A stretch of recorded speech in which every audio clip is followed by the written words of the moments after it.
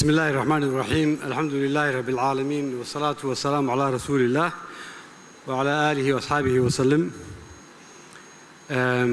سفيرك دولة شيناها وفريق صوماليا كحجانك مدح UNDP صوماليا وزيرك وروح برشادة صوماليا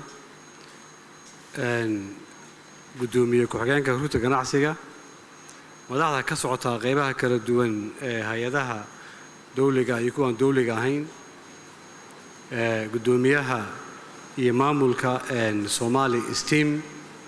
dhammaan ka qaybgalayaasha shirkan sanadlaha ee Steam dhammaantiin waxaan idinku salaamayaa salaanta islaamka assalaamu calaykum wa rahmatullaahi wa barakaatuh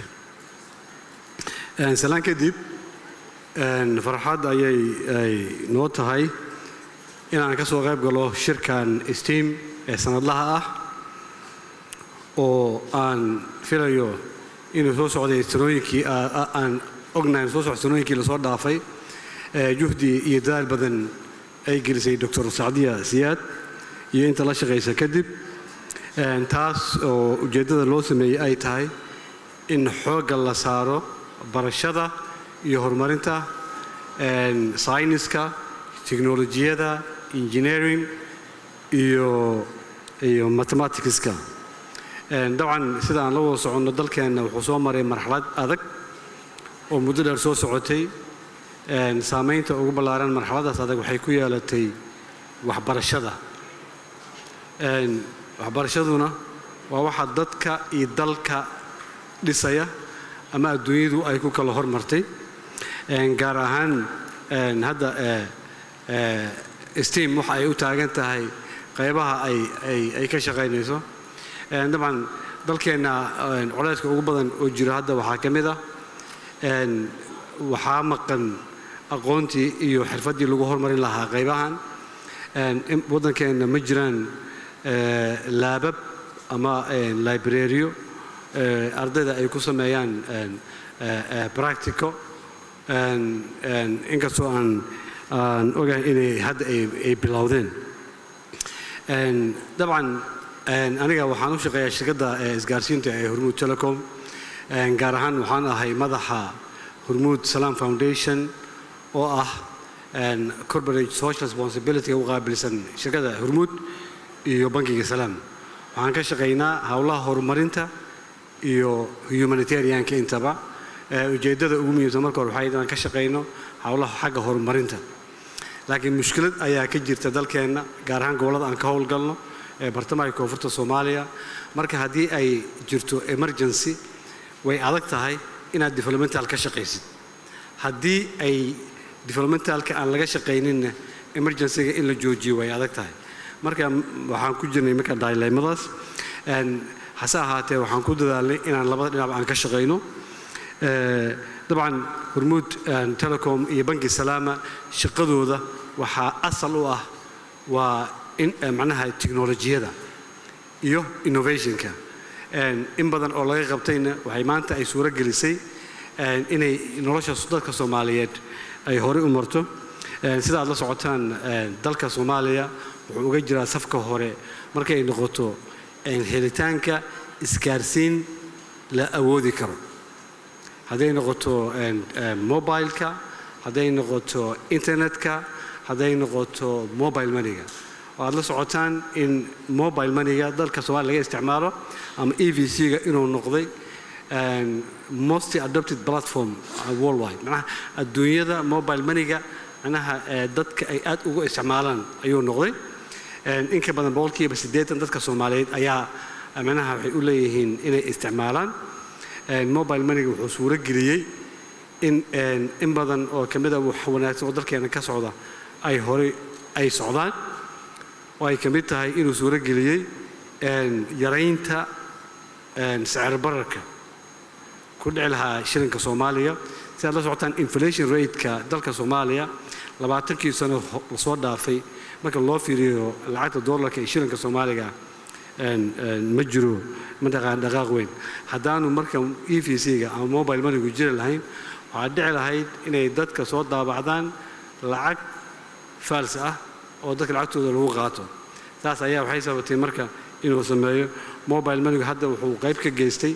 waxa loo yaqaan inuu kor u qaado access to finance inay dadka ay lacag helaan especially dumarka ama hooyooyinka sida aad la socotaan dhammaan gargaarka yimaada dalka Soomaaliya waxaa la joojiyay raashinkii cayriinka ahaa ee la keeni jiray wadamo kale ka imaan jiray qaybintiisa dhib badan iyo culays iyo amni xum oo ka dhalan jiray hadda hay'adaha caalamiga ama ka shaqeeya humanitarianka waxay bixiyaan lacag kaash lacagtaas kaashka in la bixiyo way adkaan lahayd haddaan mobile money-ga aanu jiri lahayn sida waxaa jira barnaamij kale oo loogu talagalay ka hortagga faqriga uu leeyahay bangiga adduunka way wasaaradda shaqada ay bixiso ilaa 350,000 oo qoys oo Soomaaliya lacag loo diraa lagu caawiyaa bil kasta kulli waxay martaa marka mobile money-ga wuxuu marka suuro geliyay ama qayb ka geystay in dhaqaalaha Soomaaliya uu ka baxo sababtoo ah lacagtaasi markay imaato waxay gashaa dadka Soomaaliyeed waxayna fursad u siisaa qofka oo haysaahay inuu xilligu doono iyo wuxuu doono uu ku iibsado waagi hore markii raashin la keenay dalkeena qofka raashin loo keenaa choice ma laha raashinkana kuma filna baahidiisa marka dhanka kale waxaan xoog saarnay inaan maalgelino aan ka shaqeyno waxbarashada sida la socotaan sanadkan wuxuu noqon doonaa sanadkii afraad barnaamijka deeqda waxbarasho ee shirkadda Hormuud Telecom oo la yiraahdo Hormuud Telecom annual scholarship program sanad kasta waxaan deeq waxbarasho siinaa 30 arday ayadoo loo galo imtixaan furan oo tartan sax loo galo waan scholarshipkii ugu horeeyay way bixiso shirkad Soomaaliyeed oo loo tartamo si furan waxaan aan xooga saarnaa kulliyadaha aan aaminsanahay inay waxtarka iyo wax soo saarka dalkan ay muhiim u yihiin sida beeraha xoolaha kalluumaysiga iyo geologiyada sidoo kale waxaan taageernaa ardayda barata kulliyadaha logistics iyo procurement-ga oo sameeyno caawin sidoo kale waxaan siinay deeq waxbarasho oo free ah oo joogto ah ardayda uu aragga ka maqan yahay waxaanan gacanta ku haynaa iskuulka ugu weyn oo ay dhigtaan dadka aragga la taa waxay suuro gelisay in taariikhda Soomaaliya markii ugu horeysay 2019 ay ka qalin jebiyaan dugsiyada sare 28 arday oo aan wax arkin oo isugu jira gabdho iyo wiilal 10 kamid ah oo 9 gabdho yihiin hadda waxaan siin anagoo la kaashanayna jaamacadaha dalka ka jira qaarkood scholarship oo waxay dhigtaan jaamacadaha inna way shaqeystaan oo noloshooda ayay waxayaan iskuulku wuxuu leeyahay qayb oo boarding ah ardayda ka imaato gobolada ama meelaha fogfog ay saaxdaan wuxuu leeyahay basas ardayda ka soo qaada guryahooda wuxuu degan yahay dhismo oo iskuulku leeyahay oo ka kooban iskuulkii fasaladii iyo degaankii intaba sidoo kale waxaan deeq waxbarasho ka bixinaa 100 arday oo ka soo jeedo dadka la hayb sooco laga bilaabo dugsiga hoose ilaa iyo jaamacad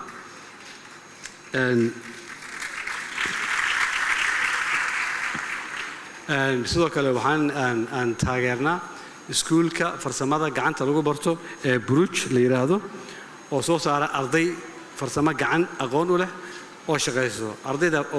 oo barta qaybta vocational skills training-ka boqolkiiba 61 waxay helaan shaqo markay kooraska dhameeyaan inta dugsi sare caadiga dhameeysan waxay aadaan jaamacadaha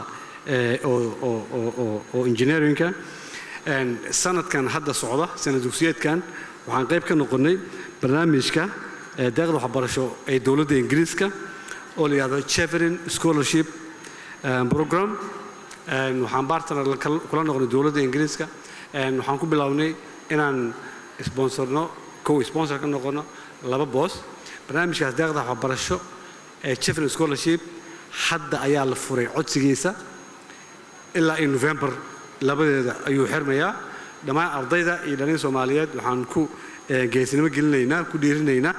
inay dalbadaan waa master level waaye qofka laga rabaa inuu bachelor haysto luqadda Ingiriiska inuu yaqaano oo jaamacad ka bixi karo ay jaamacad oo kamid ah jaamacadaha UK ayuu dalban karaa dabcan koorsooyinka annaga waxaa jira dabcan koorsooyin aan u aragnay inay ka jirto baahi waan dhahnay ardayda oo deeqda waxbarasho wax ku baranaysa koorsooyinkaas inay bartaan ayaan jeclaan lahayn Chevron Scholarship Program website-koodana wuu ku jiraa dabcan linkigana hadda waa share garaynay marka in laga faa'iideysto ayaan aad muhiim u ahayd Soomaaliya sanad kasta waxay heshaa 13 kursi marka hadda haddii labadan lagu daro waxay noqonayaan 15 marka in aan sii kordhin waan rajaynaynaa marka waddanka Soomaaliya wax weyn ayay u noqonaysaa deeqdaas waxbarasho waxaan u maleynayaa waqtigu dheer yahay dhaga caafimaadka aad ayaan u taageernaa waad la socotiin markii uu ka dhaca koronaha waddankeena waxaan kaalin ama hormuud ka noqonnay in mataqaanaa laga jawaabo culayska ka imaanayay koronaha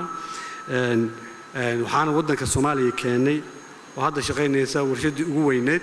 ee dhalisa oxygen-ta oo ay hadda dadka Soomaaliyeed ku isticmaalaan si mataqaanaa lacag-la'aan ah kharashkeeda iyo reerna koosgeedana annaga ayaa bixina waxaan kaloo xoog saarnaa in shaqo dadka loo abuuro ganacsiyada yararka ah iyo kuwa dhexe intaba طبعا teknolojiyada aan ka shaqeyno waxa kamid ah in hadda magaalada Muqdisho ay maanta ka shaqeynayaan wax ka soo technology adeeg ah oo loo baahan yahay adduunyada kala ka jira ayadoo ku saleysan si electroniga aad ogtahay maanta adoo guriga jooga waxa doonto inaad dalban karto oo mataqaana online mataqaana ku dalbanaysid delivery lagu keenay gurigaada sida dhanka humanitarianka dabcan waxaan wadanka keenay oo shaqeysa dabdamiskii ugu horeeyay oo dalka Soomaaliya ka howlgala gaar ahaan magaalada Muqdisho dabdamiskaas laba xarun oo ka howlgala 24 saac waa heegan sanadka la soo dhaafay wuxuu damiyay 121 dab oo qaarkood ay socdeen in ka badan 8 saacadood oo suuqyo ka dhacay dhibaato weyn geysan lahaa runtii shaqo fiican ay qabtaan dhanka dabcan abaaraha marka soo abaar imaata maculays dadaal badan juhd badan ayaan gelinaa aniga waxa xubinka guddiga abaaraha qaranka ama Soomaaliya iyo guddiyada kale COVID-19 iyo meelo badan marka maanta waxaan aaminsanahay shirkan wuxuu focus ku yahay qaybta wax la yiraahdo mataqaana millennium development goals tamaam marka la fiiriyo marka anaga hadda duruufteena waxaa la go'aansaday 2015 in adduunyadu wadankaas uu ka shaqeeyo isku filaado markii la gaaro 2030 maanta waxaan naga xigaa umaleynaa anaga 8 sano duruufta xaaladda ku jiraan oo u jeedaan marka waxaan rajaynayaa insha Allah in dadaal badan la sameeyo qof kasta oo Soomaali ahna oo mas'uuliyad iyo kaalin uu qaato waan mar labaad ka mahad celinayaa furaskan iyo shaqada wanaagsan oo ay qabtaan mataqaana STEM society Dr. Garhan Dr. Saadiya waan ogahay inay juhdi iyo dadaal badan iyo waqti badan ay gelisay isagana la soo gaaro adinka hadii aad tiin dhalinyaradan aad ay muhiim u tahay inaad ka faa'iideysataan fursadaha iyo aqoonada jiro horeyna loo sii wado waad mahadsantihiin assalaamu calaykum waraxmatullaah